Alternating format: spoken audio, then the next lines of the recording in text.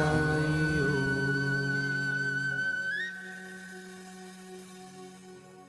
సాయి వ్రతాలు, బీదలకు అన్నదానం, అందరం కలిసాక ఆ వాడాలో ఉన్న అందరు భక్తులు కలిసి మేమందరం పాల్గొనే వాళ్ళం. అది రోజున ఏం చేసేవారంటే, దసరాలో అమ్మవారు అది ఉండదు, బాబా భక్తులకి బాబా ఎట్లా చెప్పారో అలాగా ఉత్సవాలు జరుపుకోవటమే అనమాట. ఎటు కాకుండా తన నిద్రాహారాలు మాని ఆ దీపం దగ్గర కూర్చునేది అనమాట. లైట్లన్నీ ఆర్పేసి బాబా ముందు దీపాలన్నీ వెలిగించి ఆ దీపాల కాంతిలో సంవత్సరానికి ఆదాయం 90,000 95,000 ఉండేది. అప్పుడు పోనీ ఆ డబ్బుల్ని ఏ స్విస్ బ్యాంకులో దాచుకొని దాన్ని అభివృద్ధి చేసుకుందాం అనే ఉద్దేశం వారికి ఏ కోసైనా లేదు. అక్కడ షిరిడి చాలా కుగ్రామం, వైద్య సదుపాయాలు ఉండవు, ప్రత్యేకమైన వసతులు సౌకర్యాలు ఉండవు. పడేసరి బాబా ఆ కొడుకు యొక్క దేహ ప్రారంధాన్ని తన దేహం మీదకి తీసుకొని ఆమెని ఆ ఆపద నుంచి నివారణ కలిగిస్తారు ఆమెకి. తర్వాత కపడ్డే డైరీలో ఆయన మెన్షన్ చేస్తాడు, ఈ హంస ఇవాళ బాబా భౌతికంగా మనతో లేకపోయినా పరోక్షంగా కూడా మన మనసులో మనం కలిగే సంకల్పాలన్నీ కూడా బాబా కలిగించింది. లక్ష్మీబాయి కపడ్డేకి దక్షిణగా ఇవ్వమని బాబా ఆజ్ఞ తిరుగులేనిది. అనుభూతి తప్పకుండా కలుగుతుంది అనమాట. విమలా శర్మ గారు ఈ పుస్తకానికి ముందు మాటలో ఒక చక్కటి మాట వాడతారు. అందులో ఏంటంటే, ఈ డైరీలో 1917 దాకానే ఉన్నాయి, ఆ తర్వాత సమాచారం లేదు. 1918లో కదా బాబా సమాధి చెందింది. దాని ప్రస్తావన ఉండదు. ఆ ప్రస్తావన చదివితే పుస్తకంలో సచరిత్ర చదివిన మనందరికీ హృదయం ఎంతో బరువెక్కిపోతుంది, బాధగా అనిపిస్తుంది. ఈ డైరీల్లో మాత్రం మనకు దాని గురించిన ప్రస్తావన ఉండదు కాబట్టి చాలా సంతోషంగా ఉంటుందని విమలా శర్మ గారు ముందు మాటలు అంటారు. ఈ సందర్భంగా ఒక మాట చెప్పాలి దాని గురించి.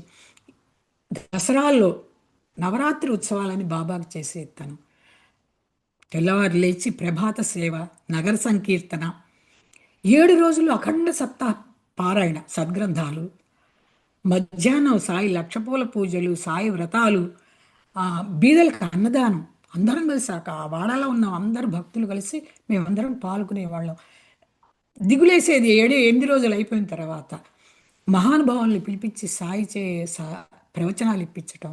చివరికి సమాధి రోజున ఏం చేసేవారంటే, దసరాలో అమ్మవారు అది ఉండదు, బాబా భక్తులకి బాబా ఎట్లా చెప్పారో అలాగా ఉత్సవాలు జరుపుకోవటమే అనమాట. ఈ 8 రోజులు అఖండంగా దీపం వెలుగుతూ ఉండేది. అది ఎటు కాకుండా తన నిద్రాహారాలు మాని ఆ దీపం దగ్గర కూర్చునేదనమాట. ఆ చివరి రోజున లైట్లన్నీ ఆర్పేసి బాబా ముందు దీపాలన్నీ వెలిగించి ఆ దీపాల కాంతిలో ఈ సమాధి అధ్యాయం చదువుకుంటూ కన్నీళ్లు గార్చుకుంటూ ఏడ్చుకుంటూ చివరి రోజు అలా గడిపేవాళ్ళు అనమాట. అవన్నీ కూడా మధుర స్మృతులు మనందరికీ. అటువంటి బాబానితో మనకి అనుసంధానించేసే అదృష్టాన్ని కలిగించారు ఈ మహాత్ములు. వాళ్ళు పోతూ పోతూ వాటిని అన్ని గ్రంథ రూపంలో ఇచ్చేసి మనందరికి కూడా అటువంటి అదృష్టాన్ని పట్టించారనమాట. సరే, ఈ కపర్ది గారు ప్రఖ్యాత లాయర్ అనుకున్నాం కదా, అందులో స్వాతంత్రోద్యమంలో కూడా పాల్గొంటుండేవాడు. ఈయన లోకమాన్య తిలక్కి కుడి భుజంగా పనిచేస్తుండేవాళ్ళు అనమాట. ఈ మరి ప్రభుత్వం వీళ్ళందరూ ఎవరు ఉద్యమం అంటుంటే వాళ్ళని అణిచివేయడానికి తీవ్రంగా ప్రతిచర్యలు చేస్తుండేదన్నమాట. ఈయన ప్రభుత్వ విధానాలకు వ్యతిరేక తిరుగుబాటుతనాన్ని ప్రోత్సహిస్తున్నారు తిలక్ గారు అని ఈ బొంబాయి కోర్టు ఈయన మీద కేసులు పెట్టేసి ఆయన్ని దోషిగా నిర్ధారిస్తాయి అన్నమాట. దోషిగా నిర్ధారించేసరికి ఇప్పుడు ఆయన కుడి భుజం, ఈయన కూడా లాయర్ కదా కపర్ది గారు, ఈ తిలక్ గారిని ఎట్లాగైనా రక్షించాలని ప్రీవీ కౌన్సిల్కి అప్పీల్ చేసుకుంటాడు. పైకో దీని హైకోర్టు తర్వాత ప్రీవీ కౌన్సిల్ లండన్లో ఉంటుంది, మరి బ్రిటిష్ వాళ్ళ ప్రభుత్వం కదా. దీనికోసం ఆయన తన సొంత ఖర్చులు పెట్టుకొని, ఆ రోజుల్లో విమానాలన్నీ పడవల్లోనే కదా పోవటం, లండన్ వెళ్ళి 2 సంవత్సరాలు లండన్లో ఉంటారట తన సొంత డబ్బుతో. అంటే ఎంత నిస్వార్థంగా వాళ్ళు దేశ సేవ చేసేవాళ్ళు, ప్రజా ఉద్యమాల్లో పాల్గొనే వారికి ఇది ఒక ఉదాహరణ అన్నమాట.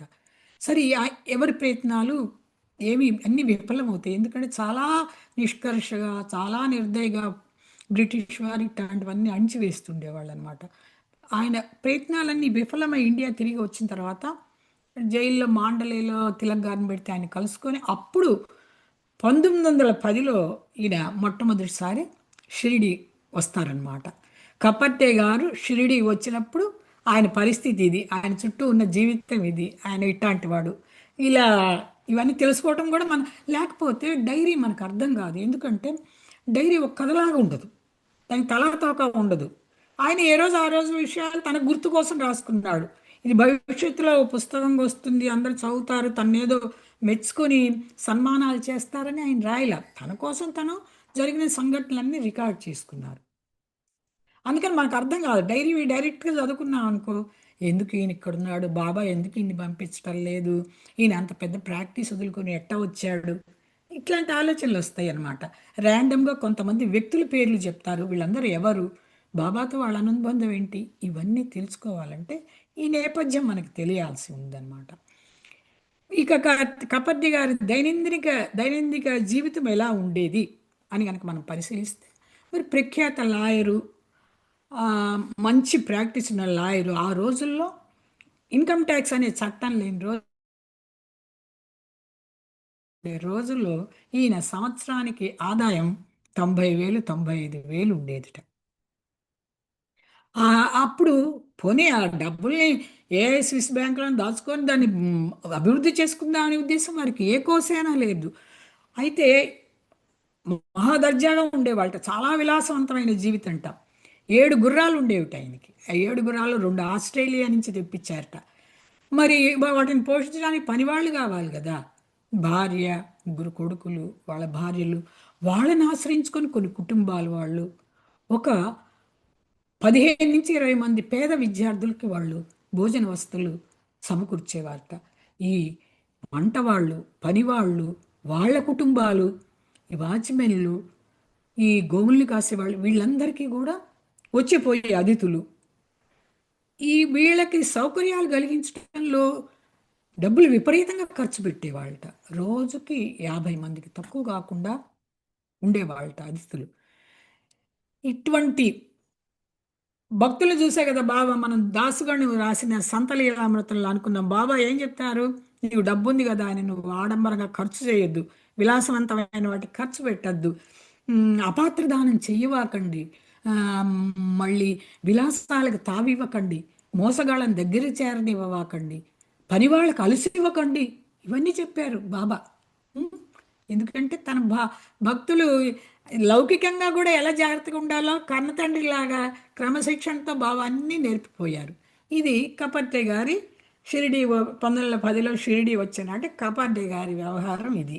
ఆ తర్వాత వీళ్ళు లక్ష్మీబాయి గణేష్ కపర్దే గారి శ్రీమతి, ఇవి కూడా బాబాకి అత్యంత ప్రియమైన భక్తురాలన్నమాట.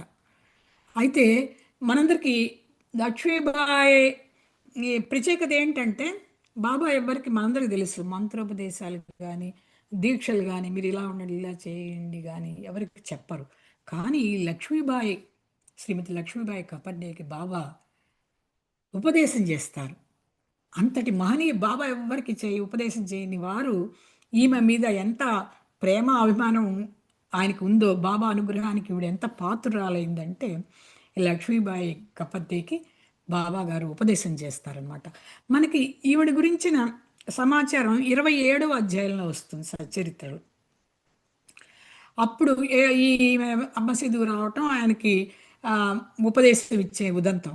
తర్వాత ఇంకో సందర్భంలో వీళ్ళు షిరిడీలో ఉంటున్నప్పుడు కపర్ది గారి భార్య కొడుకుతో వచ్చి ఉన్నప్పుడు ఈమె కొడుక్కి ఒక తీవ్రమైన అనారోగ్యం జరుగుతుంది, జ్వరం వచ్చినప్పుడు. సామాన్యంగా ఆ రోజుల్లో భక్తులకి ఏదొచ్చిన వెంటనే బాబా కాళ్ళ దగ్గర పోయి పడేవాళ్ళు అనమాట. అక్కడ షిరిడి చాలా కుగ్రామం, వైద్య సదుపాయాలు ఉండవు, ప్రత్యేకమైన వసతులు సౌకర్యాలు ఉండవు. పడేసరికి బాబా ఆ కొడుకు యొక్క దేహ ప్రారంధాన్ని తన దేహం మీదకి తీసుకొని ఆమెని ఆ ఆపద నుంచి నివారణ కలిగిస్తారు ఆమెకి. అట్లాగే అలా వీళ్ళు ఎట్లా కపర్దే గారు షిరిడిలో దాదాపు 4 నెలలు, మనకు తెలిసినట్లు 3 సార్లు ఆయన దీన్ని సందర్శించిన వివరాలు డైరీలు దొరుకుతాయి. అట్లాగే లక్ష్మీబాయి కపర్దే 7 నెలలు ఉన్నారట. వీళ్ళ తమాషా ఏంటి అంటే, అందరూ అమితమైన భక్తులు, పిల్లలు, భార్య, భర్త కూడా. ఈ కపర్దే ఆవిడ నైవేద్యాన్ని బాబాకు రోజు స్వయంగా చేసుకుని వచ్చి నైవేద్యాన్ని తీసుకొని సమర్పించేది. బాబా ఆ నైవేద్యాన్ని ముట్టుకుంటేనే తినేది, లేకపోతే మెతుకు కూడా ముట్టుకునేది కాదనమాట. అటువంటి అకుంఠిత భక్తి విశ్వాసం గల మహానుభావురాలు. ఒకరోజు 27వ అధ్యాయంలో ఉన్న దాని విశేషాలు మనం గుర్తు చేసుకుంటే మళ్ళీ ఒకసారి, ఒకరోజు ఏం చేస్తుంది, ఓ పళ్ళెం నిండా ఈ లక్ష్మీబాయి కాకపోతే పూరి, షీర, అన్నము, పప్పు, పాయసం, అప్పడాలు, వడియాలు, కొషింబరి ఇవన్నీ చేసుకొని పళ్ళెం నిండా పెట్టేసుకొని గబగబా బాబాకి సమర్పించడానికి మధ్యాహ్నం మసీదులోకి వస్తుంది అనమాట. మసీదులోకి వస్తే అప్పటిదాకా ఎన్నో అప్పటికే బాబాకి నివేదన కోసం ఎన్నో పళ్ళేలు, వెండి పళ్ళేలతో వివిధ రకాలైన నైవేద్యాలు, రకరకాల రుచికరమైనవి, ఎంతో విలువైనవి అక్కడ పళ్ళేలన్నీ అక్కడ ఎదురు చూస్తున్నాయి. బాబా ఎప్పుడు వాటిని నివేదన తీసుకుంటారని. అవన్నీ వాటి వంక చూడరట. వాటిని పట్టుకోకుండా బాబా ఏమిటి రాగానే గబగబా తన భోజనం చేసుకుని ఆ బల దగ్గరికి వెళ్ళి కూర్చొని ఈ పళ్ళ మీద మూత తీసి చొక్కా చేతులు పైకి మడుచుకొని ఆప్యాయంగా ఆ భోజనాన్ని తింటారనమాట. తినేసి ఇదంతా చూస్తున్న భక్తులకు ఆశ్చర్యం వేస్తుంది. మరి శ్యామ ఊరుకోడు కదా, శ్యామకి బాబా దగ్గర విపరీతమైన చనువు. అడగనే అడుగుతాడు. అక్కడ ఇంకెన్నో నైవేద్యాలు ఉన్నాయి, ఎంతమందో భక్తులు ఇంతగా ఇది భక్తితోనే తెచ్చుంటారు కదా వాళ్ళు కూడా. అవే ముట్టుకోకుండా ఈవిడ దాన్ని ఈయన ప్రత్యేకంగా ఎందుకు ఇట్లా ఆప్యాయంగా తింటున్నారు, భక్తుల్లో ఎందుకు ఇటువంటి విభేదాలు చూపిస్తున్నారని బాబానే అడిగి తెలుసుకోవాలంటే అడుగుతారు. మీరు మిగతా నైవేద్యాలన్నీ వదిలేశారు, వెండి పళ్ళాల్లో వచ్చిన ఏ రకరకాల విలువైన నైవేద్యాలు వేటిని ముట్టుకు రాలేదు. ఈమె నైవేద్యం మీకు అంతగా రుచిగా ఉండటానికి కారణం ఏమిటి? మీరు ఓ గురుదేవ కొంతమంది పట్ల మీరు ఇటువంటి తారతమ్యాన్ని ఎందుకు చూపిస్తున్నారు, మాకు చెప్పండి, అర్థం కావటం లేదు అంటారు. అప్పుడు బాబా చెప్తారు, ఈ ఆహారం ఎంత అద్భుతంగా ఉందో నీకు ఎలా వర్ణించను. ఈ ఈ ఎన్నో గడిచిన జన్మలుగా ఈవిడ నాకు చాలా పరిచయస్తురాలు, ఇప్పుడే కొత్తగా వచ్చింది అనుకుంటున్నావా? ఈవిడ గత జన్మల్లో ఒక వర్తకుడికి దగ్గర గోవుగా జన్మించి సమృద్ధిగా పాలిచ్చింది. ఆ తర్వాత ఒక తోటమాల ఇంట్లో, ఒక క్షత్రియుడి ఇంట్లో కూతురిగా జన్మించింది. కొంతకాలం ఆమె నాకు కనపడలేదు.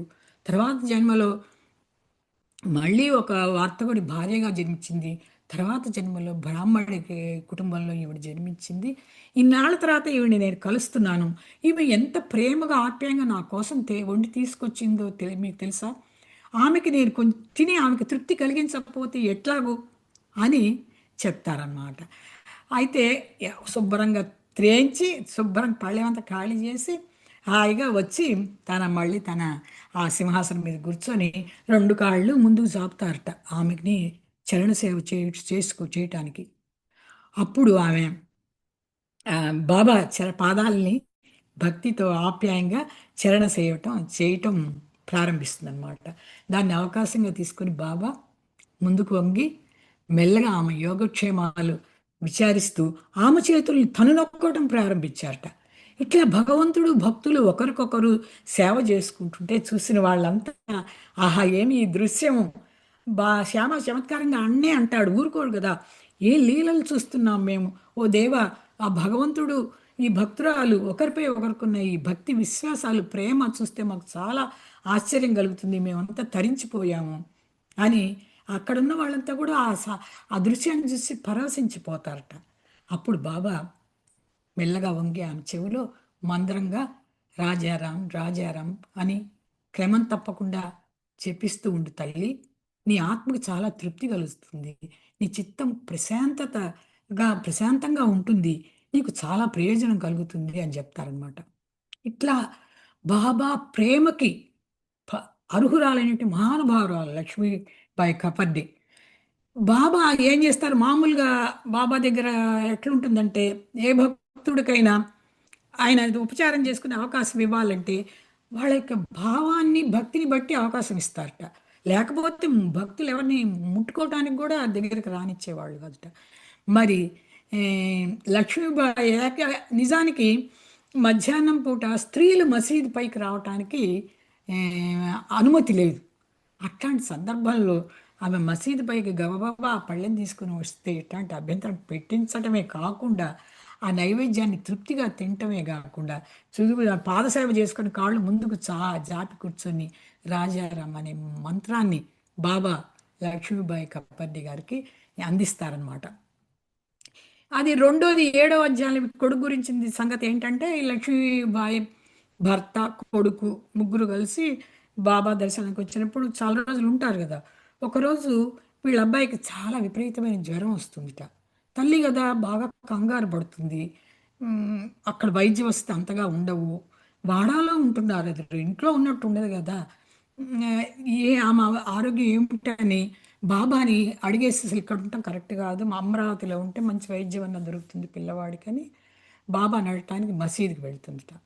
అప్పుడు బాబా ఈ వ్యాహ్యాలకు బయటకు వచ్చినప్పుడు వాడా మీదకి వెళ్తే కాళ్ళ మీద పడి విలపిస్తుంది, నేను అమరావతి వెళ్ళిపోతాను బాబా, నాకు అనుమతి ఇవ్వండి దయచేసి. బాబా అనుమతి ఇవ్వకపోతే ఎవ్వరు షిరిడి నుంచి అట్లా వెళ్ళరు. ఆయన వెళ్ళమని అనేదాకా వాళ్ళు ఖచ్చితంగా అవుతారు. అప్పుడు బాబా మృదువుగా అంటారు, ఆకాశం మేఘావృతమైంది, మేఘాలు వర్షిస్తాయి, మబ్బులు విడిపోతాయి, నీకు బాధ ఎందుకు అని ఇట్లా కఫ్ని పైకెత్తి తన శరీరం మీద ఉన్న 4 గుడ్లంతా ప్లేగు బొబ్బల్ని చూపిస్తారు. చూడు, నీకోసం నీ బాధ నేను సహిస్తున్నాను, నీకు ఎటువంటి అపాయం జరగదని ఉమ్, బాబా ఆమెని ఈ, రక్షణ ఇస్తారనమాట. అంటే బాబా భక్తుల కోసం ఏమీ ఆశించకుండా వారి ప్రారంధాలను కూడా తన దేహం మీదకి, ఆయన భక్తికి అనుగ్రహం గనక సంపూర్ణంగా ఉంటే తన దేహం మీదకి తీసుకొని వాళ్ళని ఎలా కాపాడతారంటే, అది చూస్తే మన కళ్ళు చెమరుస్తాయి. అక్కడ చూసిన భక్తులందరూ కూడా పరవశించి పోతారనమాట. తన బిడ్డల్లాగా తన భక్తుల్ని బాబా చేరదీస్తారు. వాళ్ళ క్షేమ సమాచారాలు కనిపెట్టి ఉంటారనమాట. లక్ష్మీబాయి కపర్తి గారు ఏదో మామూలు గృహిణి, సామాన్యమైన చదువు చదువుకుంది, మంచి సంస్కారవంతురాలు. రామాయణ, భారత, భాగవతాలు అవన్నీ కూడా పెద్దల దగ్గర బాగా నేర్చుకొని చక్కటి ఆధ్యాత్మిక మార్గంలో ఉన్న పవిత్రమైన స్త్రీమూర్తి అనమాట. మనం కుటుంబం చూస్తే ఇందాక చెప్పాం కదా, భర్త చక్కటి పేరు ప్రఖ్యాతులు ఉన్న లాయరు, సిరి సంపద సంపూర్ణంగా పరిపూర్ణంగా ఉన్న కుటుంబము, ఆ, మంచి సంస్కారవంతులు. ఇటు ఆయన, భార్య, ముగ్గురు కొడుకులు, కోడళ్ళు, వాళ్ళ బంధువులు, పేదవారు, మళ్ళీ ఈ గుర్రాలు వాళ్ళకి చాకిరీ చేసిన నౌకర్లు, ఇవి కాక గోవులు ఉండేవిట, కాపర్లు, 2 ఎడ్ల బండి ఉండేదిట. మరి అక్కడ ఆ రోజుల్లో ప్రయాణం సౌకర్యాలు ఎక్కువ ఉండేది కాదు కదా. వాళ్ళందరూ ఇటువంటి ధనవంతులంతా ఇటువంటి వస్తువులను ఏర్పాటు చేసుకున్నారు. ఆ పని వాళ్ళు, వాళ్ళ కుటుంబాలు అందరూ వచ్చిపోయేవాళ్ళు, అందరినీ పెట్టుకొని పోషిస్తూ ఉండేవాళ్ళు అనమాట. చేతి నిండా డబ్బు ఉంది, హృదయం నిండా ప్రేమ ఉంది, దాన్ని దాచుకొని పోగేసుకోవాలనేటువంటి లోభత్వం లేదు. 10 మందికి నాని ఆప్యాయంగా ప్రేమను పంచాలనేటువంటి ఉత్తమ సంస్కారం కలిగిన వ్యక్తులు అనమాట. ఈవిడ మ్, అందరినీ చిన్న పెద్ద తారతమ్యం లేదుట, ఇంట్లో అందరినీ సమానంగా చూసుకునేది, చివరి క్షణం దాకా అందరికి స్వయంగా వండి పెట్టుకునేది లక్ష్మీబాయి కాపర్దే. పని వాళ్ళని కూడా వాళ్ళకి ఏదన్నా చిన్న నలత వస్తే దగ్గరుండి శుశ్రూష చేసేదిట.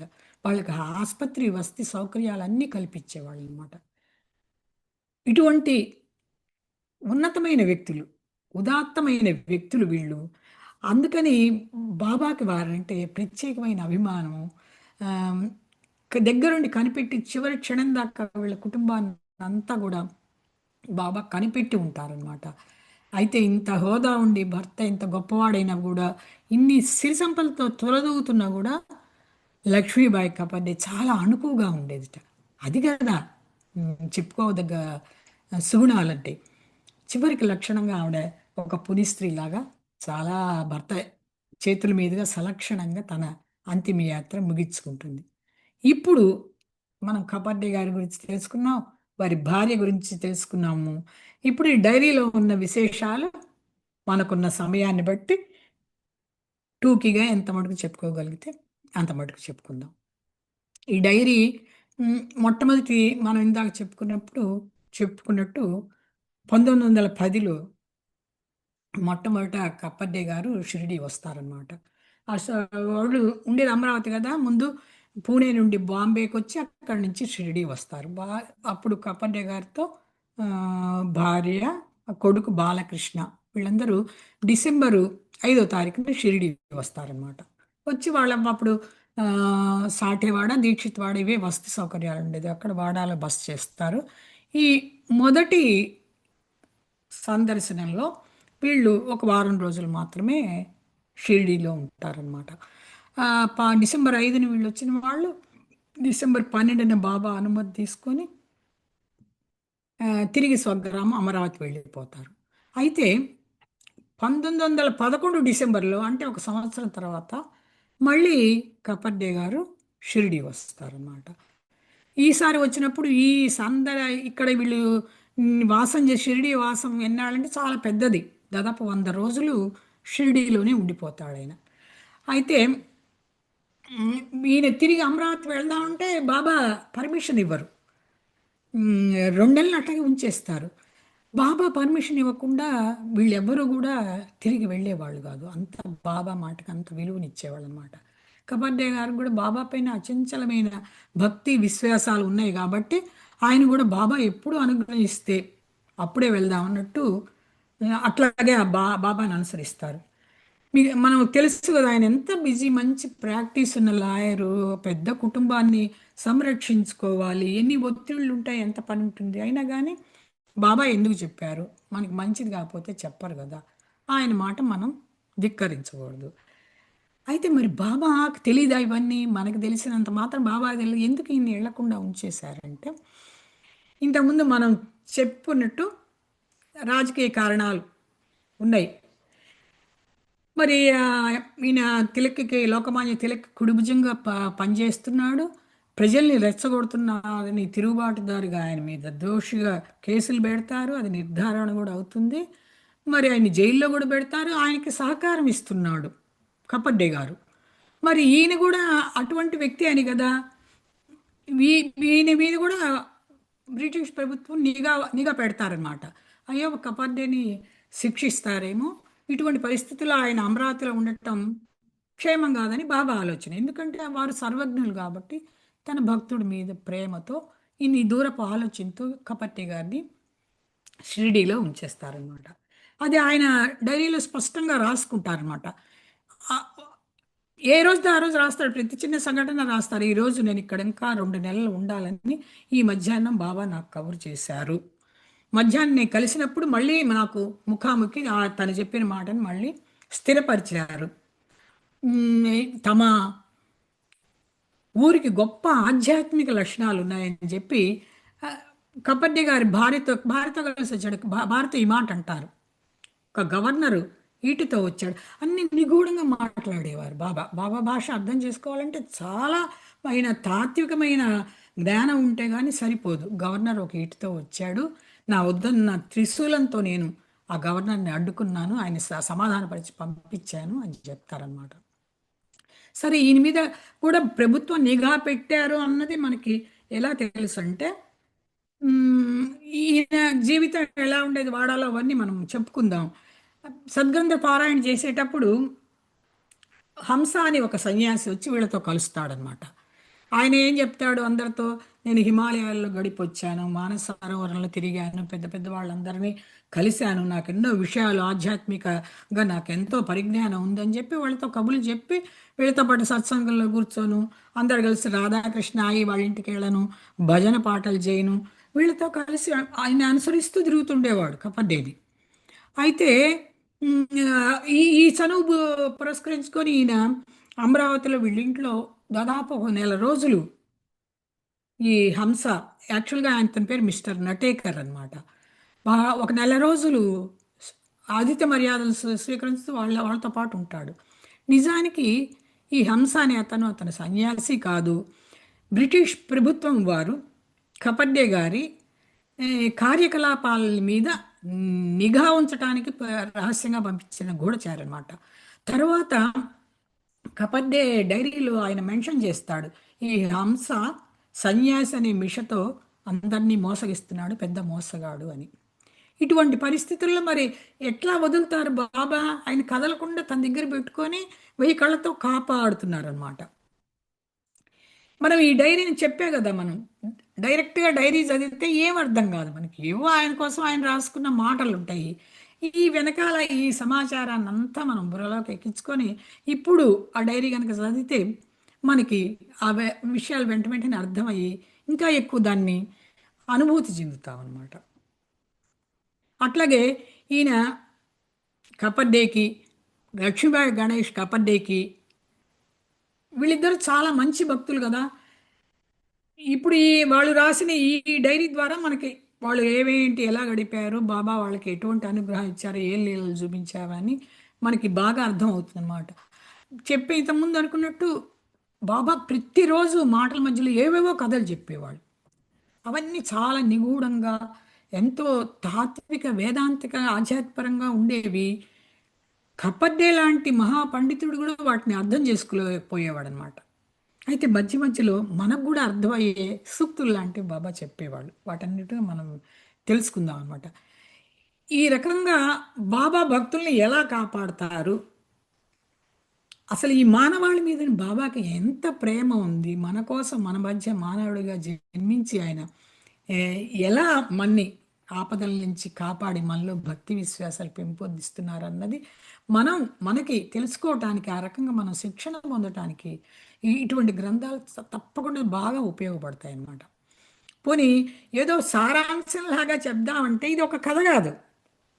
మనకు ఆల్రెడీ కథ తెలుసు. సచ్చరిత్రలో బాబా ఏ రోజు ఏం చేశారా అనేది ఒక చరిత్ర, అది ఒక పద్ధతిలో సాగుతుంది. ఈ డైరీ కాబట్టి ఇది చదవటం వల్ల మనకేంటి ఉపయోగం అంటే, ఆ సారాంశాన్ని, ఆ ప్రతి వాక్యాన్ని గనక మనం శ్రద్ధగా మనం చదివితే మనకి చెప్పిందా ఇప్పుడు దాకా చెప్పుకున్నట్టు మనం ఆ అనుభూతిని పొందుతాం అన్నమాట. బాబాతో మనం కూడా ఉన్నాము. మనం ఇలా నమ్ముకొని బాబాని సేవిస్తే మనకు కూడా ఇట్లాగే వెన్నంటి కాపాడతారు బాబా. అటువంటి మనకి నమ్మకాన్ని కలిగించే మాటలు ఎన్నో చెప్తారు బాబా అన్నమాట. దీన్ని ఆధారం చేసుకొని ఇవాళ బాబా మన దగ్గర లేకపోయినా, షిరిడీలోనే వెళ్ళి బాబాను దర్శించుకోలేకపోయినా కూడా మనకి చక్కటి ధైర్యం వస్తుంది.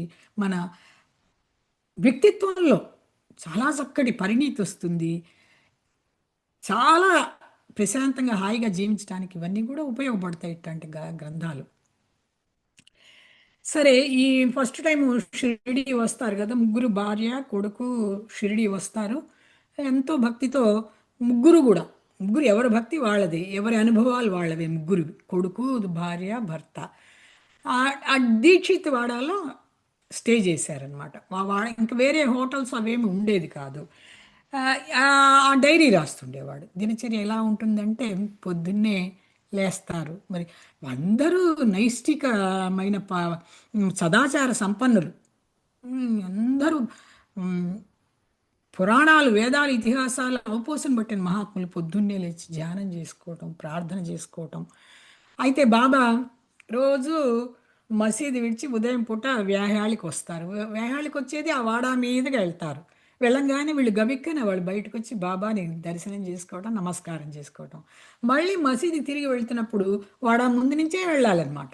మళ్ళీ ఆ సమయాన్ని కనిపెట్టి కూర్చొని మళ్ళీ బాబాకి నమస్కారం చేసుకోవటం, బాబా దర్శనం చేసుకోవటం. సరే, ఉదయ పలహారాలు ముగించుకునేవాళ్ళు.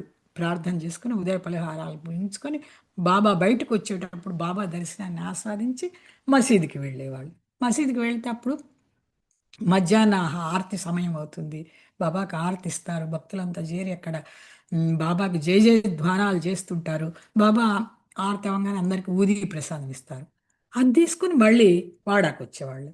వచ్చి భోజనం ఏదో చేసుకొని కొంచెం విశ్రమించి అందరూ సద్గ్రంథాలు పారాయణ చేస్తుండేవాళ్ళు అనమాట. ఎవరు? బాపు సాహెబ్ జోగు, ఉపాసనీ బాబా, దీక్షిత్, కపర్డి గారు. అప్పుడప్పుడు మాధవరావు దేశపాండే కూడా వీరితో కలిసేవాళ్ళు అనమాట. మనం ఇంతకు ముందే చెప్పుకున్నట్టు, అంటే మనం చెప్పుకునే ప్రతి వివరానికి కూడా ఒక అర్థం పరమార్థం కూడా ఉందని చెప్పటానికి అనమాట. ఈయన సంస్కృత భాషలో అఖండమైన పాండిత్యం ఉన్నవాడు. స్వామి దయానంద సరస్వతితోనే స్పర్ధకు దిగినటువంటి దిట్ట ఘనాపాటి అనమాట. వేదాంత గ్రంథాలన్నీ కూడా అవపోసన పట్టాడు. విద్యారణ్య స్వామి రచించిన పంచదశి అత్యంత జటిలమైన వేదాంత గ్రంథాన్ని మీద ఈయనకి చాలా పట్టు ఉండేదిట. ఈయన ఏం చేసేవాళ్ళు, ఈ గ్రంథాలు పారాయణ చేసేటప్పుడు మధ్య మధ్యలో వ్యాఖ్యలు, విశ్లేషణలు చేసి చుట్టూ ఉన్న వాళ్ళందరికీ ఏమన్నా సందేహాలు ఉంటే తీరుస్తుండేవాళ్ళు అనమాట. అట్లా వీళ్ళంతా పంచదశి, భాగవతము, భావార్థ రామాయణము, గురు చరిత్ర, యోగ వాసిష్టము, ఇటువంటి సద్గ్రంథాలన్నీ పారాయణ చేసుకుంటూ ఉండేవాళ్ళు అనమాట. ఆ తర్వాత ఈ పారాయణ గంగానే ఇంతలో మళ్ళీ సాయంత్రం వ్యాహాళికి బాబా వస్తారు. బాబా బయటికి రా మళ్ళీ బయటకు వచ్చి మళ్ళీ దర్శనం చేసుకోవటం, నమస్కారం చేసుకోవటం, వ్యాహాళి ముగించుకొని మళ్ళీ మసీదుకి వెళ్తారు. మళ్ళీ బయటికి వెళ్ళటం, బాబాను దర్శించుకోవటం, ఉమ్, బా మళ్ళీ మసీదుకి వెళ్ళటం. మళ్ళీ సాయంత్రం ఆరతి ఉంటుంది కదా, ఈ సాయంత్రపు ఆరతిలో భీష్మ ప్రతిరోజు భజన చేసేవాడు అనమాట. ఈ భజనలో పాల్గొనటం. ఆ తర్వాత కాకా సాహెబ్ దీక్షిత్ రామాయణ పఠనం చేసేవాళ్ళు. ఆ పఠనంలో పాల్గొనటము. ఆ, ఒకవేళ ఈ దినచర్యలో ఏదన్నా లోపం వచ్చిందనుకో, బాబా వెంటనే రోజు వెళ్తారు కదా, అక్కడ తప్పించుకోవడానికి లేదు. ఏంటి ఈరోజు నువ్వు ఎలా గడిపావు, ఏం చేసావు? వీళ్ళు తేలుగుట్టిన దొంగల్లాగా అయిపోయేవాళ్ళట. అయ్యో మనసులో ఎంత సిగ్గుపడేవాళ్ళట. మనం మన సమయాన్ని వృధా చేశాం. బాబా సర్వజ్ఞులు, మన వాడాలో ఉన్నా మనం ఏం చేస్తామో తెలుసు, కంటి ఎదురుగానే ఉండక్కర్లేదని. కన్న తండ్రి తన పిల్లల్ని ఎలా క్రమశిక్షణలో పెట్టుకుంటారో, తన భక్తులకి అందరికీ సద్గతి రావాలి, సన్మార్గం ఉండాలి వాళ్ళని అనుక్షణము కనిపెట్టుకొని కాపాడుతుండేవాళ్ళు. మనకి ఈ విషయం దాసుగణు విషయంలో కూడా అర్థమవుతుంది. మనం అనుకున్నాం కదా కిందటిసారి, దాసుగణు మానసికంగా ఆయన ఎన్నో సంస్కారాలు ఉన్నాయి, ఎన్నో సుగుణాలు ఉన్నాయి.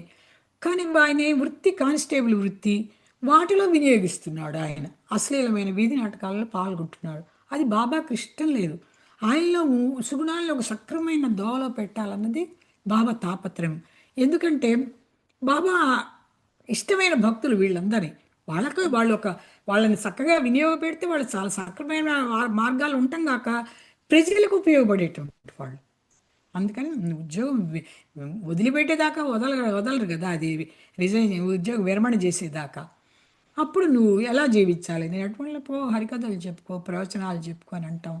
మరి ఈ రోజున తెలుగు వాళ్ళని కాదు, భారతదేశం అంతటా కూడా ఖండాంతరాల్లో కూడా బాబా తత్వం ఇంతగా ప్రచారం అయిందంటే దాసుగణ్ మహారాజు వాళ్ళని.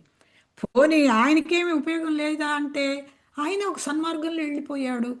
జీవితం అంతా పవిత్రమైన భగవన్ నామంతో భగవ చరిత్రలో చెప్పుకోవడంతో గడిచిపోయింది. ఆ రకంగా ఆయనకి సద్గతి కలిగజేశారన్నమాట. అంటే మనం ఆయన్ని నమ్ముకొని ఆయనతో పాటు మనం కనుక ఉంటే అందరికీ సద్గతి వస్తుంది అనటంలో ఎటువంటి సందేహం లేదు. అయితే మనం అడిగేవన్నీ ఇస్తారు ఆయన. దీని మీద మనకి విరక్తి కలిగేట్టు చేస్తారు. నీకు కావాల్సింది ఇది కాదు, నీకు కావాల్సింది ఏంటి, నువ్వు ఎలా తెలుసుకోవాలి, ఏం చెయ్యాలి, నువ్వు కోరుకోవాల్సింది కోరుకోవటానికి నీ జీవితం ఏ మార్గంలో పోవాలి, దగ్గరుండి. ఇవాళ బాబా భౌతికంగా మనతో లేకపోయినా పరోక్షంగా కూడా మన మనసులో మనం కలిగే సంకల్పాలన్నీ కూడా బాబా కలిగించింది. నువ్వు పారాయణ చేయమని మన ఎవరు ప్రేరేపించారు? బాబా లీలలు చెప్పుకోమని ఎవరు ప్రేరేపించారు? ఆయన ఎందుకు ఇక్కడ ఉన్న వాళ్ళంతా ఉత్తమ జన్ములు, సంస్కారవంతులు, భగవంతుడు ప్రేమ పొందటానికి తగిన అర్హత గలవాళ్ళు. వీళ్ళందరినీ ఆ మార్గంలో తీసుకెళ్ళాలని బాబా దయతో మనందరికీ ఈ సద్బుద్ధిని, ఈ చక్కటి ప్రేరణలు ఇచ్చి మన కూడా ఆధ్యాత్మిక మార్గంలో ముందుకు తీసుకెళ్తున్నారు. ఇందాక చెప్పినట్టు వీళ్ళు ప్రతిరోజు వెళ్తారు కదా మసీదులు ప్రతిరోజు ఏదో ఒక సందర్భంలో బాబా ఎన్నో మంచి మాటలు చెప్పటము, మధ్యలో ఏవో కథలు చెప్తారు. ఆ కథలన్నీ కూడా ఉన్నాయి. నిజంగా మనకి చెప్పినా కూడా అర్థం కావన్నమాట, అంత నిగూఢంగా ఉంటాయి. చాలా కపడ్డే గారే అంటారు, నాకు చాలా మటుకు అర్థం చేసుకోలేకపోయినాను, నన్ను నేను నిందించుకుంటున్నానని. మన సామాన్యమైన మేధస్సు అందవు. బయట ఒకరాజు సాయి మహారాజు ఈ వాడ మీదకి వెళ్తూ వస్తూ దండం పెట్టుకోవడానికి వస్తారు కదా. ఈయన కబడ్డీ గారు నమస్కారం చేయగానే కబడ్డీ గారు వంక చూస్తూ, దేవుడు ఎలా ఉంచితే అలా జీవించాలి, దేవుడు నిన్ను ఎలా ఉంచితే అలా జీవించాలని చెప్తారు. ఇంత గొప్ప మాటలు మనకు ఉపయోగపడతాయని మళ్ళీ మళ్ళీ చెప్తున్నాను. నువ్వు ఇది కావాలని అది కానీ తాపత్రయపడకు, ఇటు అటు పరిగెత్తవాకు. నీకేది మంచిదో నీకంటే నిన్ను పుట్టించిన భగవంతుడు తెలుసు. మా గురువులు శ్రీరామ్ సార్ అన్నట్టు, పసిబిడ్డ పుట్టక ముందే ఆయన పాలన రెడీ చేసి ఈ ప్రపంచంలో పంపిస్తాడు భగవంతుడు, తల్లి పాల ద్వారా. నీకు ఈ పంచభూతాలని సృష్టి చేసి నువ్వు అనుభవించడానికి గాలి, నీరు, నిప్పు, భూమి ఇవన్నీ భగవంతుడు తయారు చేసి ఆ తర్వాత నిన్ను సృష్టించాడు. నీకు నీకు శ్వాస, నీకు పీల్చడానికి ఆక్సిజన్ పెట్టారు, తాగడానికి మంచినీళ్ళు ఇచ్చాడు. ఉమ్, నీకు నీ శ్వాస క్రియ ఎలా జరుగుతుందో తెలియదు. నీ గుండె ఎలా పనిచేస్తుందో దాని మీద నీకు నియంత్రణ లేదు. నీ జీర్ణక్రియ ఎలా జరుగుతుందో నీకు తెలియదు. ఇవన్నీ కూడా మన చేతులతో, మన గొప్పతో, మన ప్రతిభతో జరగటం లేదు. మన్ని అత్యంతంగా ప్రేమించే భగవంతుడు మన కోసం అనుక్షణం తప్పించే ఆయన మన కోసం అన్ని సిద్ధం చేసి పెట్టాడు. దాన్ని నీకు తెలియదు నీకేం కావాలో, నువ్వేం అడగవాకు. భగవంతుడు నిన్ను ఎలా ఉంచితే అలా జీవించు. నీకు అమ్మున్నది, రోజు చాక్లెట్లు పెడుతుంది, తినటానికి పిండి వంటలు పెడుతుంది. కానీ అదే జ్వరం వస్తే నీకు నీ చేత చేదు కషాయం తాగిస్తుంది. బొమ్మలు కొనుక్కో, ఆడుకోవటానికి బొమ్మలు ఇస్తుంది. పరీక్షలు వస్తే ఆడుకోవటానికి బయటికి వెళ్ళనివ్వదు.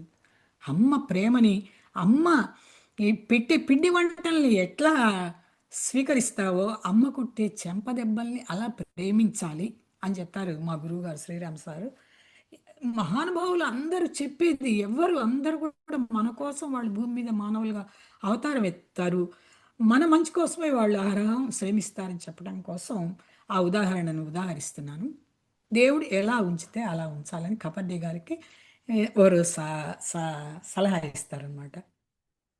పొద్దున్నే వీళ్ళు కాకడ ఆరతికి వెళ్ళేవాళ్ళు, మసీదుకి ఏది దినచర్యలో ఏం మార్పు ఉండదు. ఒకరోజు అట్లాగే మసీదులో బాబా దగ్గరికి వెళ్ళినప్పుడు ఈయన బాబాకి హుక్కా తాగుతారు తెలుసు కదా. మరి కబడ్డీ గారు కూడా ఉందేమో, ఆయన హుక్కా అందిస్తే బాబా పీలుస్తారట. ఆ సమయంలో బాబా అద్భుతమైన సౌందర్యంతో మెరిసిపోయారంటాడు కబడ్డీ అనమాట. ఆ రోజంతా కూడా నేను ఒకలాంటి పారవస్యంలో మునిగిపోయాను. అంత అందంగా ఉన్నారు బాబాని, ఎంతసేపు చూసినా తనివి తీరదు అన్నట్టు అనిపించింది అని చెప్తున్నారు కబడ్డీ. బాబా ఎక్కడికి వెళ్ళేవాళ్ళు, షిరిడి వదిలి ఎక్కడికి వెళ్ళేవాళ్ళు కాదని చెప్తారు, సచరిత్రలు కూడా మనకు తెలుస్తుంది. అయినా కూడా తన భక్తులకి ఎక్కడెక్కడ ఎవరెవరికి ఏం జరుగుతోంది, ఎవరెవరు ఎట్లా ఉన్నారు, అనుక్షణము ఆయన సర్వజ్ఞులు కదలకుండానే అన్నీ వాటిని అన్నింటినీ నిర్వహించేవాళ్ళు అనమాట. అవసరమైన వాళ్ళకి ఆశీస్సులు పంపించటం, ముందే వాళ్ళకి ఏమేమి ఆపదలు జరుగుతుంది ముందే చెప్పేవాళ్ళట. ఒకసారి కాకా సాహెబ్ దీక్షిత్ గారి అమ్మాయి చనిపోతే ఒకరోజు ముందే బాబా చెప్పేస్తారు భక్తులకి. అట్లాగే ఒకసారి షిరిడి గ్రామంలో ప్లేగు విపరీతంగా వ్యాపిస్తుంది అనమాట. ప్లేగు వ్యాపించినప్పుడు షిరిడి ప్రజలు వాళ్ళకి బాబా తప్ప ఇంకోటి తెలియదు. బాబాతో పాటు పండగల్లో ఉత్సవాల్లో పాల్గొంటారు. ఏ కష్టం వచ్చినా వచ్చి బాబా కాళ్ళ మీద పడతారు. బాబా ఉంటే మాకేం భయం లేదన్నది వాళ్ళ నమ్మకం అనమాట. అప్పుడు బాబా కాళ్ళ మీద పడతారు. ఏంటి బాబా ఇట్లా ఉంది, ఈ ప్లేగు మాకు భయంగా ఉంది, ఏం చేయమంటావంటే అప్పుడు బాబా ఏం చెప్తారు, పూజ చేయండి, పారాయణలు చేయండి అని చెప్పలా.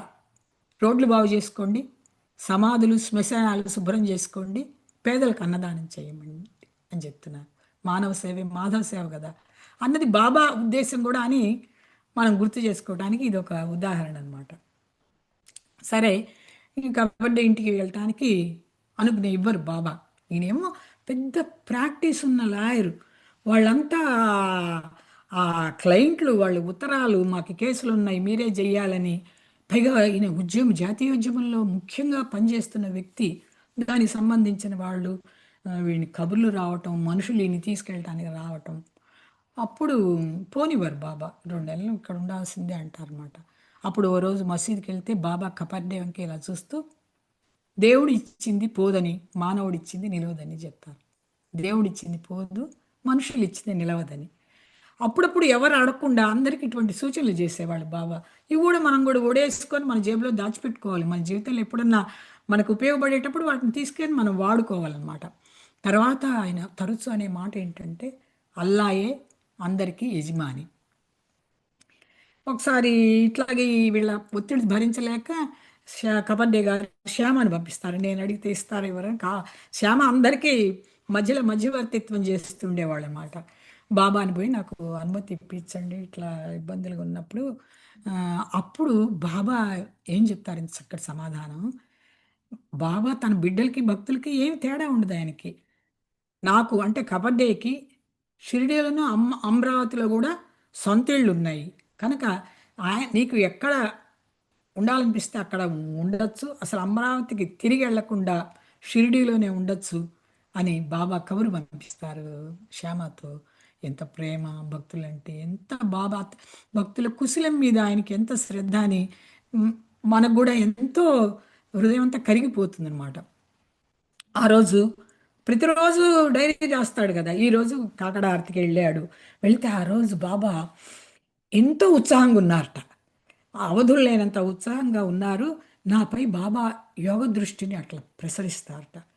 అప్పుడు అదంతా ఎంత పారవస్యంతో గడిపానో ఆ రోజునంతా, నా జీవితంలోని మరుపురాని రోజు అని కబడ్డీ గారు ఆయన డైరీలో రాస్తారనమాట.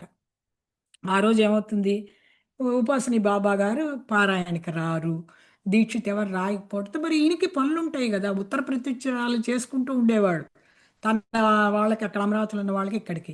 సరే ఎవరు రాలేదు కదా, పోనీ పారాయణ లేదు కదా అని ఉత్తర ప్రత్యుత్తరాలు రాసుకుంటూ కూర్చున్నట్టే గదిలో. మసీదుకి వెళ్ళంగానే బాబా ఉదయం సమయం ఎలా గడిపావు అని అడుగుతారు. నేనేమి చెప్పకముందే, నేను ఎవరో ధ్యానం చేయలేదు పారాయణ చేయలేదని వెంటనే అడిగేవాళ్ళట. ఇప్పుడు కూడా మనం గుర్తుపెట్టుకోవాల్సింది, బాబా బాబా కాదు అసలు, ఒక సర్వాంతర్యామం అంతా ఉన్నాడు. మనం మాట ఆలోచన మనం చేసే పనులన్నీ కూడా ఆ భావంతోనే ఉండాలి. నేను నలుగురిలో ఒక రకంగాను, నాలుగు గోడల మధ్య ఉన్నప్పుడు ఒక రకంగా ఉంటే భగవంతుడు మెచ్చడు కదా. అట్లా ఆయన సర్వజ్ఞులు, వీళ్ళందరినీ అనుక్షణం కనిపెట్టుకొని మందలిస్తూ హెచ్చరిస్తూ చూశాడు. మరి అట్లాగే ఇంకో రోజు కాకడ ఆరితే ఇట్లా మసీదులకు వెళ్ళినప్పుడు ఆమ్, కపర్దే వంక మృదు మధుర మందహాసాలు ఒలికిస్తూ చూశారట. మృదు మధుర మందహాసాలు ఒలికిస్తూ చూస్తే అసలు అలాంటి మందహాసం చూడటానికి ఎంత అందంగా ఉన్నారంటే, ఈయన ఎంత మోహ పరవశుడు అయ్యాడంటే, అలాంటి ఒక చక్కటి మృదుమధుర మందహాసం బాబా చూడటానికి ఎన్ని సంవత్సరాలైనా ఇక్కడ పడి ఉండొచ్చు, వేచి ఉండొచ్చు అని చెప్పుకుంటారు. అలాగే చూస్తుండిపోయానని రాసుకుంటారనమాట. ఒకరోజు ఆ, కపర్ది గారి డైరీలో ఈరోజు చాలా దుర్దినం అని రాసుకుంటారు. ఏంటయ్యా దుర్దినం అంటే, ఆ రోజు 4 గంటలకి మేఘుడు మరణించాడు షిరిడీలో. మా అందరికి తెలుసు మేఘుడు బాబాకు హారతులు ఇచ్చేవాడు, సచరిత్రలో వచ్చి ఉంటుంది, మీకు గుర్తే ఉంటుంది. ఈయన అపరిమితమైన శివభక్తుడు. బాబా ఆరతులన్నీ మేగుడి ద్వారా జరుగుతుండేవి. ఆ, ఒకరోజు గంగాజలం తెచ్చుకుంటాడు. బాబా నీకు అభిషేకం చేస్తానంటాడే, నా ఒళ్ళు తడపాకు, తడిపితే తల మాత్రమే తడుపుకో అని అంటే, ఈయన మర్చిపోయి ఆ భక్తి పారవశ్యాలు అరగంగా అరగంగా అంటే మొత్తం గుమ్మరిస్తాడు. గుమ్మరిస్తే బాబా తల మాత్రమే తడుస్తుంది, మిగతా ఒళ్ళంతా తడవదన్న లీల మనకి గుర్తుంటుంది కదా. అటువంటి నిశ్చల భక్తి గల మహానుభావుడు మేగుడు ఆ రోజు ఆయన మరణించారనమాట. మరణిస్తే ఆ, ఆయన శరీరాన్ని అంత్యక్రియల కోసం బయటకు తీసుకొస్తారు. ఈ భక్తులంతా అక్కడ సమావేశం అయితే అప్పుడు బాబా ఆ రోజు మసీదుకి వెళ్తే బాబా ముఖాన్ని ఎవరికి చూపించలేదుట, కళ్ళు తెరిచి చూడలేదుట. ఆయన దయ అపారంగా కురిపించే ఆ దయా వృష్టిని భక్తుల మీదకి పెట్టలేదుట. ఈయన అంతిమ క్రియలు చేయటానికి మేగుణ్ణి బయటకు తీసుకురాగానే హృదయ విదారకంగా విలపిస్తారట బాబా. ఎంత విధంగా శోకిస్తారంటే, అది చూస్తున్న వాళ్ళంతా గుండెలు కూడా బరువెత్తిపోతాయి అన్నమాట.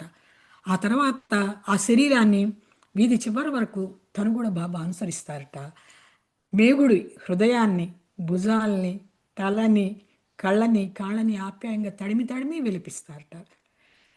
ఆహా, మేగుడు ఎంత అదృష్టవంతుడు, ఎంత పుణ్యం చేసుకున్నాడు, ఎంత పుణ్యజీవి అనుకొని వీళ్ళంతా భక్తులంతా ఆ దృశ్యాన్ని చూస్తా అనుకుంటారట. ఆ రోజు వాడాకెళ్ళి ఎవరికి ఎన్నో రోజుల అనుబంధం కదా, మేగుడు లేడు ఆయన కళ్ళ ముందు చూస్తారు కదా, ఎవరికి మనస్కరించక పారాయణ చేసుకోలేకపోతే అట్ట ఈ కబుర్లే చెప్పుకుంటూ మేగుడు గురించి ఆలోచించుకుంటూ మసీదుకి వెళ్తే మళ్ళీ మధ్యాహ్నం ఎలా గడిపావు ఈ రోజు అని అడుగుతున్నాను. ఒక్క క్షణం కూడా వీళ్ళని మాత్రం అటు ఇటు ఏమరనివ్వరు బాబా. ఆయన వీళ్ళతో పాటు వాడాలని ఉండనక్కర్లేదు. అనుక్షణం ఏ రోజైతే వీళ్ళు పారాయణ మానుకుంటారో ఖచ్చితంగా అడిగేవాడు. పొద్దున సాయంత్రం 2 పూట్ల బాబా దగ్గరికి వెళ్తారు కదా, తప్పించుకోవడానికి లేదు కదా. అట్లా ఇట్లాంటి విశేషాలు ఉంటాయి కబడ్డీలో. మరేమో ఈయన చాలా ప్రాక్టీస్ ఉన్న లాయరు, చాలా వ్యవహారాలు అవి ఉంటాయి. మరి అంత పెద్ద కుటుంబం, మరి సంపాదన లేకుండా ఎట్ట గడిచేటట్టు, ఉన్న డబ్బు ఉన్నట్టు ఖర్చు పెట్టి ఇవన్నీ నడిపేవాళ్ళు అనమాట. పెద్ద చట్టుబండాది ఇవన్నీ ఉన్నాయి కదా గృహ వ్యవహారాలు. అయితే ఈ గృహ ఖర్చులకి అధిగమించి వాళ్ళ ఆదాయానికి అధిగమించి ఖర్చులు ఉండేవన్నమాట. మరి వరుసగా అన్ని ప్రాక్టీస్ మానేసి ఇక్కడ ఉన్నాడు కాబట్టి సహజంగానే తీవ్రమైన ఆర్థిక ఇబ్బందుల్లో ఉండి ఉంటుంది కపడ్డీ గారి కుటుంబం. మరి వీళ్ళు మాత్రం ఇక్కడ ఆయన అనుమతి ఇవ్వలే వెళ్ళలేదు కదా. అప్పుడు ఒకరోజు మసీదుకి వెళ్తే కపర్డే గారు ఆయన మా భార్య బాబాకి పాద సంవాహన చేస్తుంటే బాబా చెప్తారనమాట, మీ దీక్షిత్తో నువ్వు ఒక 200 రూపాయలు లక్ష్మీబాయి కపర్డేకి దక్షిణగా ఇవ్వమని. బాబా ఆజ్ఞ తిరుగులేనిది.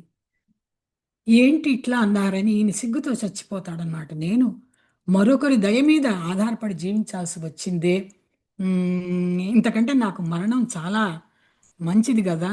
ఆ, నా అహాన్ని, నా అహంకారాన్ని, నేను ఎంతో ధనవంతుణ్ణి, మంచి ప్రఖ్యాతి ఉన్న లాయర్ని అనే నా అహాన్ని బాబా మసిచేసి సమూలంగా నాశనం చేయదలుచుకున్నారు.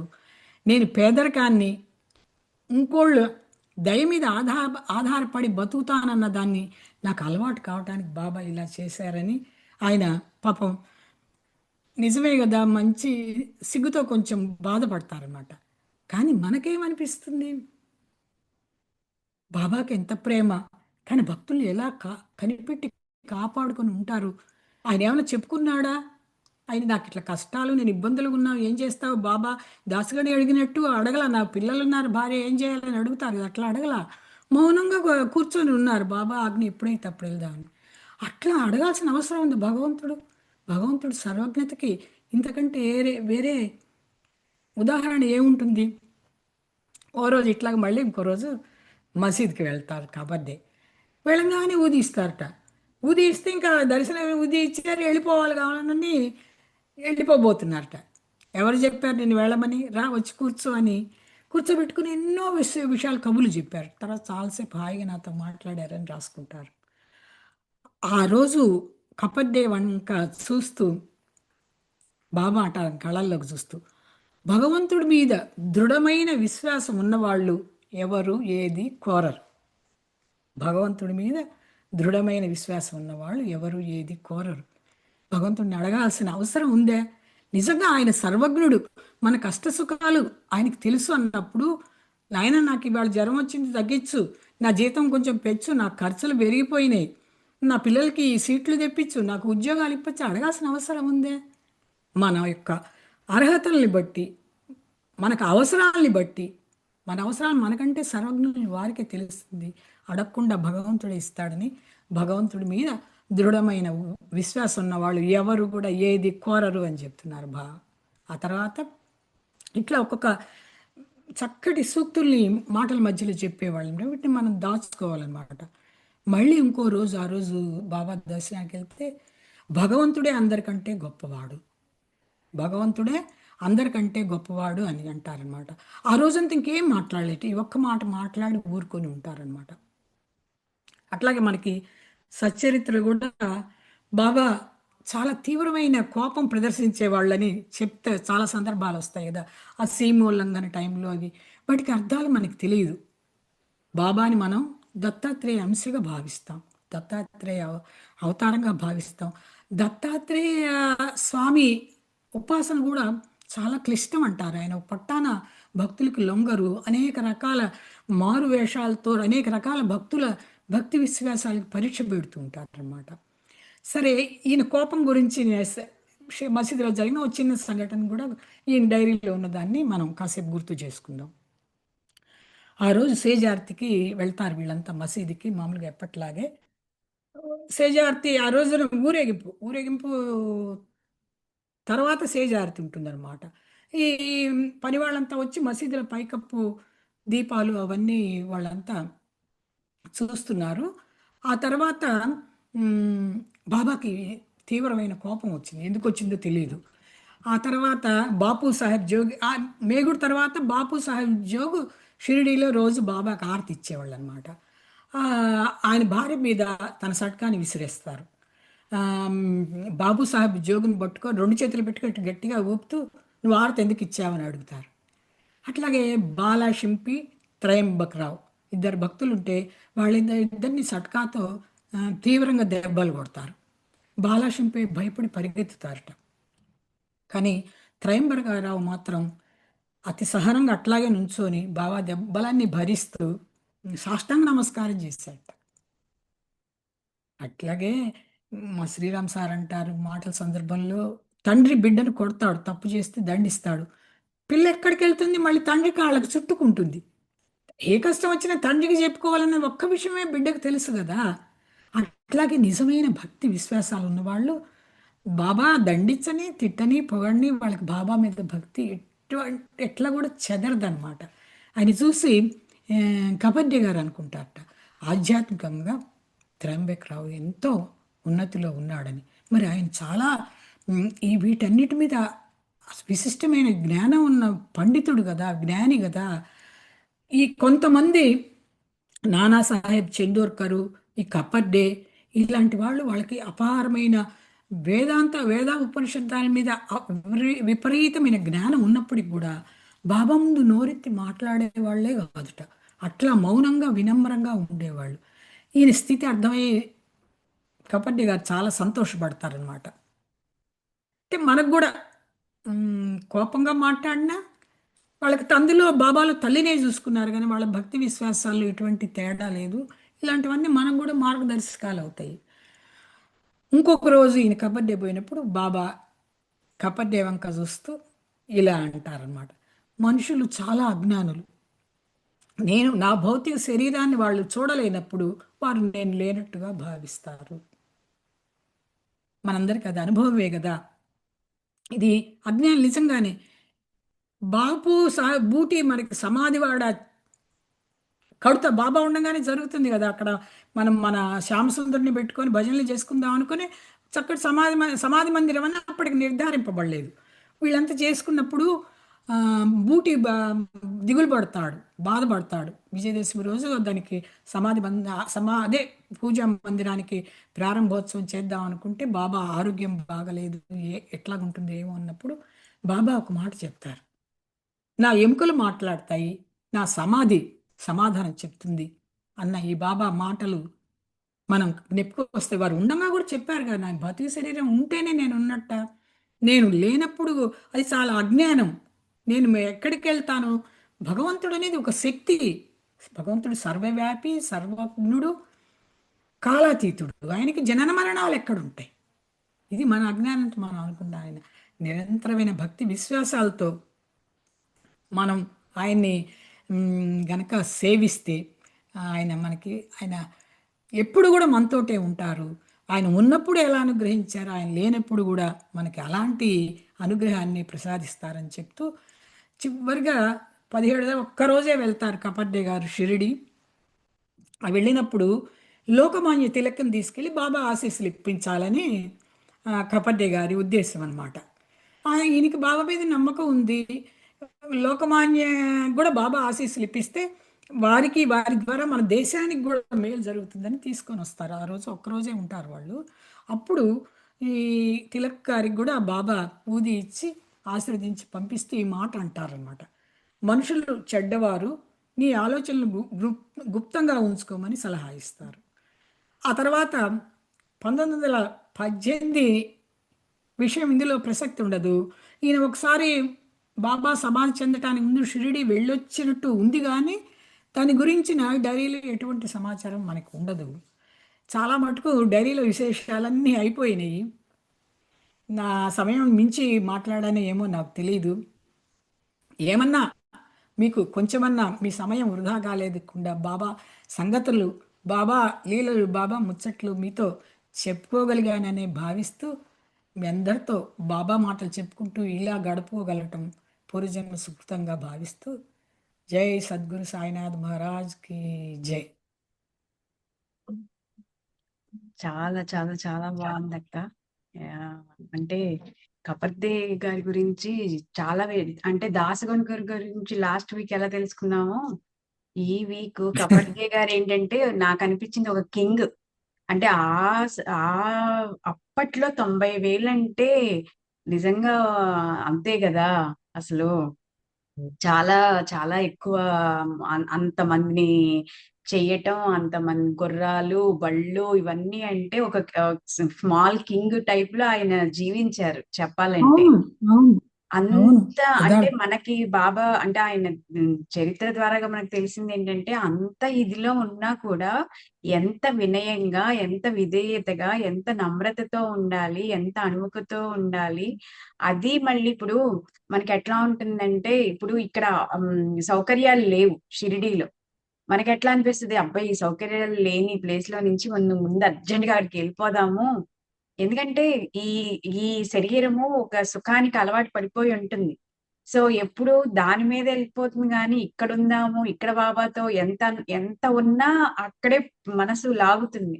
కానీ అలా ఉన్న అవును. వాళ్ళు ఇక్కడ బాబా అనుమతిస్తేనే వెళ్ళాలి అనేది వాళ్ళు పెట్టుకోవటం అనేది అది చాలా అందరూ పాటించేవాళ్ళు, అందరూ.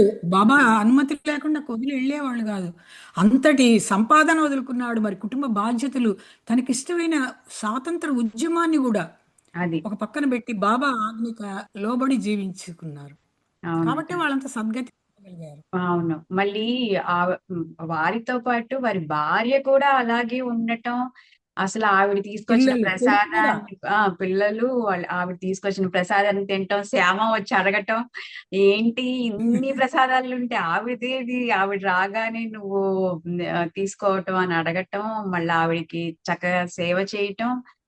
ఆ అంటే అవన్నీ అలా మనకి కళ్ళకు కట్టినట్టుగా ఆ మనకి అసలు ఎన్ని కనపడతా ఉన్నాయి. అదిగాక ఆయన డైరీలో రోజు బాబా చావు నుంచి వెళ్ళటం, రావటం, వీళ్ళు ఆ బాబా వెళ్ళి వచ్చేటప్పుడు వీళ్ళు గొప్ప బయటికి రావటం, పాద నమస్కారం చేసుకోవటం, మళ్ళీ బాబా దగ్గరికి వెళ్ళినప్పుడు ఏం చేస్తున్నావు, నేను ఇక్కడ చూస్తానే ఉన్నాను, నువ్వు ఏ పనులు చేస్తున్నావు అని అడగటం. అంటే అవి మనకు కూడా ఆ, వర్తిస్తాయి అన్నమాట. నువ్వు కూడా నీ మనము బాబాకి నమస్కారం చేసుకున్నాం, మనము బాబాని చూస్తున్నాం, మనకు కూడా ఆ ఊది ప్రసాదం.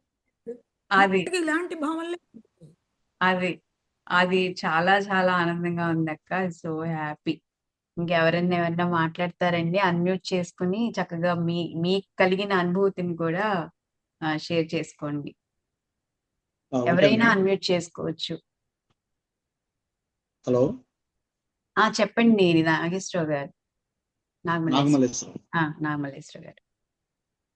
మేడం, మీరు ఇంతకుముందు ఒకటి చెప్పారు.